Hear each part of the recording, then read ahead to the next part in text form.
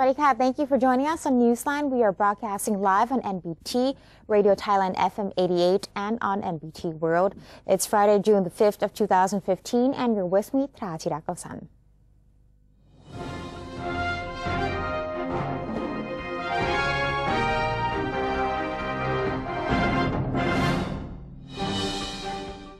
And welcome to today's segment of Thailand Moves Forward. In our first story, the Prime Minister has chaired a meeting of Three Rivers, which includes the Cabinet, the National Legislative Assembly, and the National Reform Council, held in conjunction with the government's first-year performance. Prime Minister General Prayut Chan-o-cha, also head of the National Council for Peace and Order, clarified details of the government's performance in the past year and exchange ideas on the administrations to develop and reform the country. The Prime Minister told the meeting that Article 44 has been applied only to maintain peace in the country. General Prayut said the government was urged to resolve conflicts and other problems in accordance with the roadmap, which is in the first phase of the reform plan. The Premier admitted that the reform plan cannot be resolved within 1 year. Instead, an operational plan must be laid for the future government to continue the task. In case of Article 44, General Prayut affirms that it is only a tool that facilitates the administration to work better and faster in maintaining peace and order in the country. However, it could not be applied as a remedy to every case. He confirmed that Thailand has been more accepted in the eyes of foreign countries, as seen from more foreign investment into the country. The media were also asked not to try and find fault in the current administration, but should rather look at the essence of what the regime has been stated. Lastly, the Premier urged people to abide by the law and rely on the justice system in their fight to overcome obstacles, as he believes that the court will ensure fairness to all parties. Prime Minister General Prayut Chan-o-cha denied rumors that he was considering postponing general elections another 2 years. General Prayut stated that his government would prefer not to amend the constitution in order to put off general elections. He added that it is the public's decision whether he should remain as the Prime Minister of Thailand. He said that unless it was being proposed to the Cabinet, the matter would have to be considered by the same procedure used by other administrative changes in the past. Regarding his previous comment expressing concern for the new administration, the Premier said it was intended to encourage all parties to support national stability and move the country forward. Prime Minister General Prayut Chan-o-cha and his cabinet members are eyeing Chiang Mai as the venue for an upcoming mobile cabinet meeting set for later this month. According to the Prime Minister, the main objective of his visit to the northern province are to meet local people, to listen to their problems and needs, and observe the progress of development programs.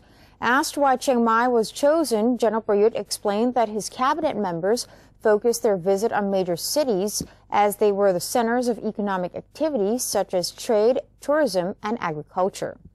In March, the Premier and his cabinet members called a mobile meeting in the seaside province of Prachuap Khiri Khan, where he was updated on the city cleanup project by the provincial governor. He also took the opportunity to meet local vendors at a community market to collect their suggestions. Deputy Prime Minister and Defense Minister Prawit Wongsuwan has confirmed his support to police investigation involving a high-ranking army officer in a human trafficking case. He said that the investigation is the duty of the police and he personally gives full support to the investigation. He emphasized that all officials who were involved in the human trafficking network must be prosecuted without exception, while expressing his confidence that the exposure of numerous officers involved in the crime would not reduce public trust in law enforcement of the government. Speaking about a recent southern ambush which killed 4 soldiers based in Yala province, General Prawit said he had ordered the 4th Army Area Commander to strengthen local security, whereas military officers must be more vigilant while on duty. However, the Deputy Prime Minister confirmed that the overall situation in the southern region of Thailand had improved. At the moment, he continued, no further discussion between Thai and Malaysian officials were made on the peace talk in which Malaysia was acting as a coordinator. Minister of Agriculture and Cooperatives Pitiphong Phungbun Ayutthaya has indicated a possibility that Thailand's efforts to eradicate illegal fishing will not yet be successful within the 6-month period given by the European Union. After Thailand was given a yellow card by the EU due to its failure to comply with the regulation on illegal, unreported and unregulated fishing, Mr. Pitiphong affirmed that the government has clearly demonstrated its determination to address the issue. Personally, he believes it is unlikely for Thailand to become completely free of the issue of IUU fishing in a matter of only 6 months, as demanded by the EU. However, he insists that the goal will eventually be achieved with the cooperation from all sectors. At present, the minister sees the need for the government to beef up its control of fishing methods that can be harmful to the environment and make amendments to the existing fishery laws for higher effectiveness. He said that the overall operational plan will also have to be improved in order to restore the EU's confidence, while anticipating more clarity on the plan within this month. Regarding the management of fishery workers to prevent human trafficking, Mr. Pitiphong conceded that it is a difficult task, despite the minister's cooperation with the Royal Thai Navy and the Immigration Bureau. The Ministry of Finance says it will seek the Cabinet's approval for plans to hold the value-added tax, or VAT, at 7% for another year due to the economic slowdown. Finance Minister Somai Pasi admitted that he initially considered increasing VAT to 10% to raise state revenue to 80 billion baht per year. However, Mr. Somai reconsidered the idea for fear that low-income households would bear the brunt of this plan. However, he said that the new tax laws and a package of regulations would be issued to make business operators and high-income earners contribute more to society. One of his ideas is the revival of prize drawings for holders of tax invoices in order to encourage buyers to ask for their tax invoice from operators. The Ministry of Finance is considering terms and conditions of the project with the Government Lottery Office. Mr. Somai added that the ministry was receiving a new property bill, which will be submitted to the National Legislative Assembly for approval. The review process is expected to take no more than 2 months. The minister affirmed that the low-income earners would remain unaffected by the new bill. He claimed that the new tax measures would enable the government to expand tax revenue by 10%. The government has targeted 2.3 trillion baht in tax revenue, or about 20% of the country's gross domestic product. The Royal Thai Police and the Royal Thai Army will patrol the streets of Bangkok to ensure lottery tickets are sold at reasonable prices. Police Chief Police General Somyot Phumpanmuang has reportedly instructed related units to take legal action against any lottery vendor selling tickets at exorbitant prices from June 16th onwards. Every police unit involved is expected to work with soldiers and other government officials to enforce the law. Violators will likely face legal punishment from the Government Lottery Office. They could receive a maximum jail term of 1 year and/or a fine of less than 10,000 baht. The Office of Industrial Economics, or OIE, has unveiled its outlook on the Thai economy and industrial sector for this year, while warning that close attention should be paid to several negative factors. OIE Director Udom Wong Wiwatchai stated that the office is currently placing its 2015 growth estimates for the Thai industrial sector at 2.3% and the manufacturing production index at 3 to 4%. Nonetheless, he noted that there remain many obstacles facing Thailand this year, including fluctuations in fuel prices, export contraction, and economic slowdown in trade partner countries. The food and beverage industry is expected to achieve growth of 0.86 to 1.61%. However, Mr. Udom expressed grave concerns over the outbreak of early mortality syndrome, or EMS, in shrimp, which is affecting the country's shrimp production, while Thai fishery products in general have been put in a bad light due to the problem of illegal fishing. In terms of the economy, the OIE director admitted recovery is still uncertain, considering lackluster growth figures seen in foreign economies. He also cautioned that an expansion of household debt could impact consumption and investment, while a decline in the consumer price index could put the country at risk of deflation. Thailand's Consumer Confidence Index, or CCI, declined to 75.6, the lowest in 11 months since July of 2014. This is according to the Center of Economics and Business Forecasting of the University of the Thai Chamber of Commerce, or UTCC. The confidence index of the overall economy stood at 65.0, while confidence index of job opportunities at 70.3. and confidence index of future income at 91.4. UTCC explained that the fall in the CCI as the combined results of various factors. One of them was the reduction of economic growth estimate in 2015 from 3.5 to 4.5 to 3.0 to 3.5 by the Office of the National Economics and Social Development Board, which comes at the same time as higher retail oil prices, low agricultural product prices, especially rice and rubber, the slightly weakening baht, as well as decreasing export revenue. However, the UTCC remains positive that Thai economy can improve to the revised estimate at 3 to 3.5 in the second half of the year if the following factors run as planned. The factors are the Monetary Policy Committee's decision to change the policy interest rate, which will improve the baht value, the hasty disbursement of the annual budget, and investment by the government sector, as well as EU debt policy. And in other news, dried squid is the most popular of seafood delicacies in Samut Songkhram province and are always in high demand from consumers. Kun Panot Sinsap filed this report. Food preservation is one of the unique skills of Thai people in a country with many natural resources and extensive landmass.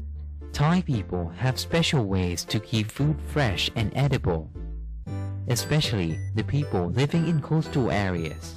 Leftover food that was not sold will be transformed into various kinds of seafood delicacies, hence increasing income from the sale of delicious take-home souvenirs for tourists, and never failing to gain the attention of food enthusiasts around the world. Among the most popular delicacies are the dried squid, the ground squid, and hard-baked squid, which are always in high demand for consumers.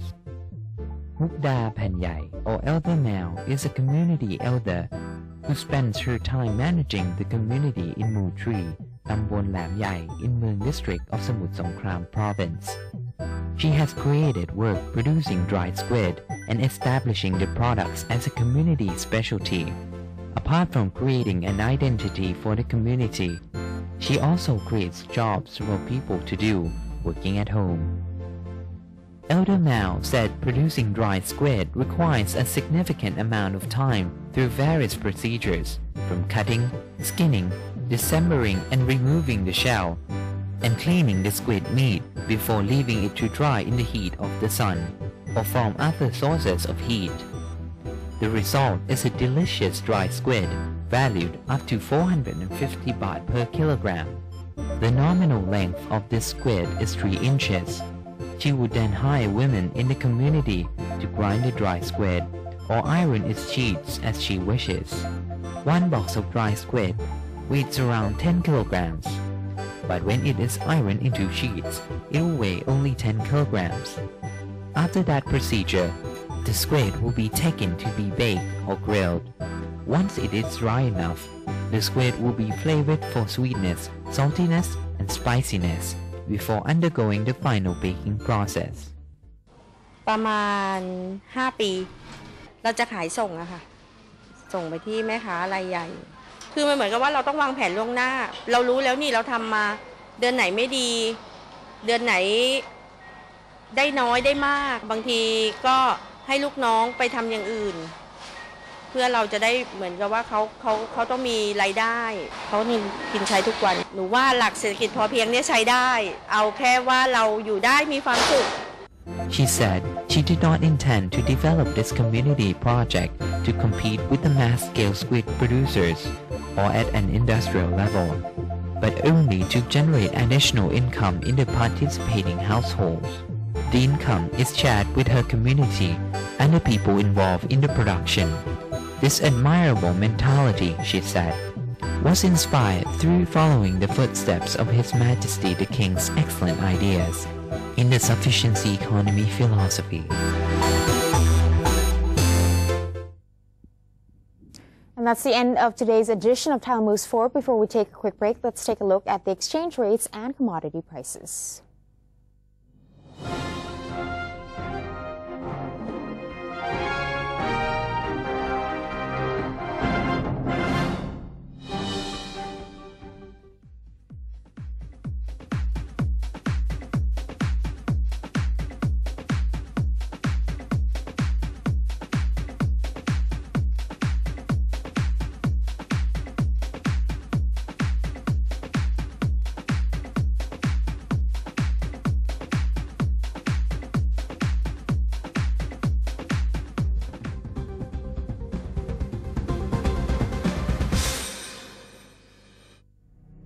To maintain a strong nation, Thailand is promoting 12 core values for the good of the people.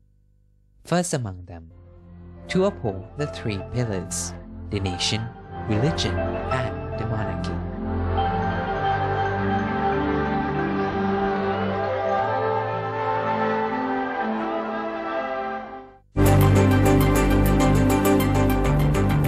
Physical connectivity, institutional connectivity, and people-to-people connectivity. The power to turn this region into a strong community.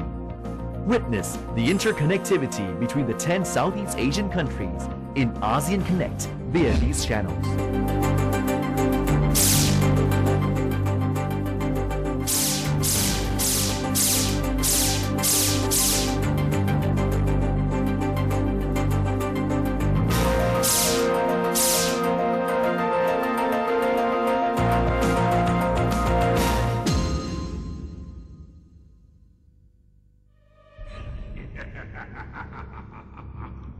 Even if we don't see them, they are amongst us. And they're hungry.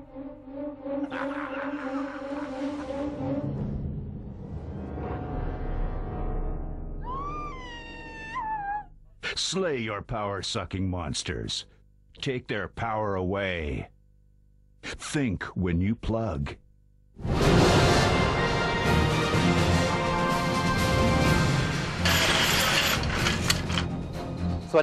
This is Thailand at large. The show which is about to take you to the new experiences with the exciting stories.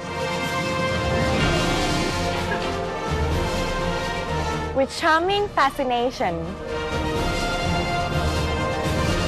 Good. With a touch of Thainess.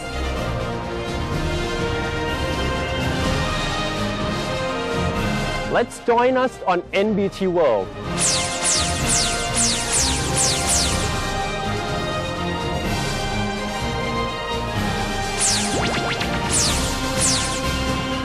Explore with us and you'll know and love Thailand even more than before.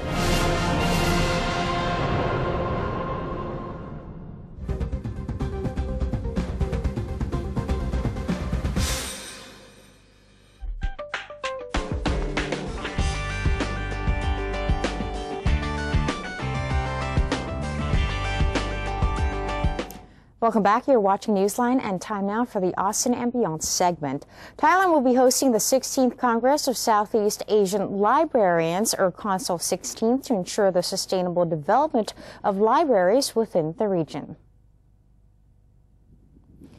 The Minister of Culture, Veera Roapojanarat, has revealed that the Department of Fine Arts will be hosting the Council 16th meeting on June 11th until the 13th, 2015 at Baitek Bang Na Exhibition Center. The event will also be hosted in honor of the auspicious occasion of Her Royal Highness Princess Maha Chakri Sirinthorn's 5th cycle birthday.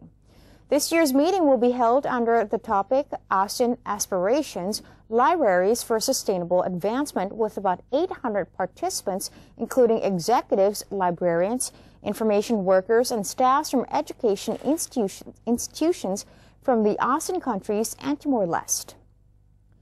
Her Royal Highness Princess Maha Chakri Sirinthorn will be presiding over the opening ceremony of Council 16th on June 11th of 2015. The Culture Minister said that Thailand and other countries are facing a shortage of librarians as the profession is considered old-fashioned.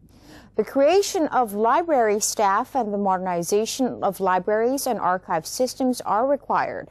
Online searching systems and electric books and document storage will be incorporated to the modernization plans of libraries in the region.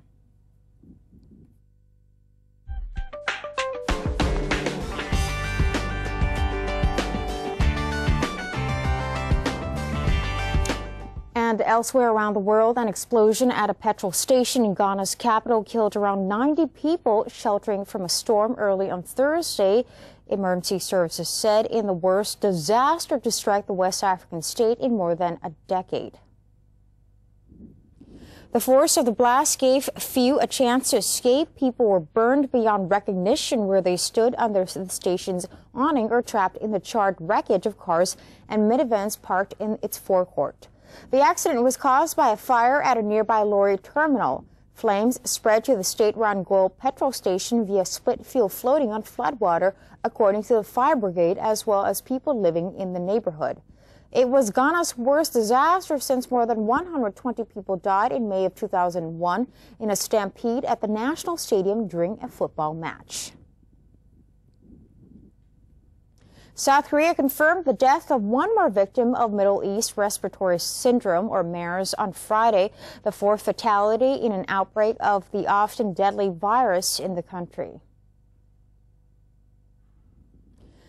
The patient was a 76-year-old man and had been the third person to contract the illness after sharing a ward with other patients, the ministry said in a press release.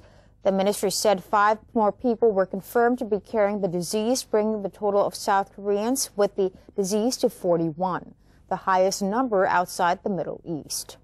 About 1,600 people have been quarantined in South Korea, most at home, but some in medical institutions. The new cases bring the total globally to about 1,185 based on WHO data, with at least 443 related deaths. And that's it for today's edition of Newsline. For any comments or suggestions, please feel free to email them to us at newsline.nbt@gmail.com. You can also follow us on Facebook. Just simply type in NNT or check out our website at thainews.prd.go.th/newsing. We're going to say goodbye now with Thai athletes Nontapat Panjan and Suthasini Sewattabut, winning 2 gold medals in the table tennis and fencing at Southeast Asian Games in Singapore. I'm Tra Thirakosan. Have a wonderful day. Sawasdee ka.